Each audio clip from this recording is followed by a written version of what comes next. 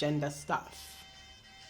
Male, female, women's month, men's month, homosexuality. These things have been happening over and over again.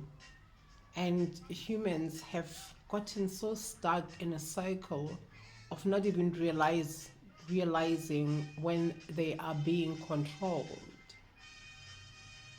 It has been in the 40s, in the 60s, in the 20s, women fighting for women's rights, then men retaliate, then women retaliate, then men retaliate. It's a war of hearts broken and such confusion being implanted into a people.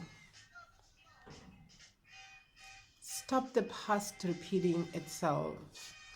Stop living in lower gravity of dimensions. Just be with yourself and know yourself. Be happy. Or what you are just a commodity. And you'll keep repeating it over and over and over again. And one day there won't be a chance for you to repeat that.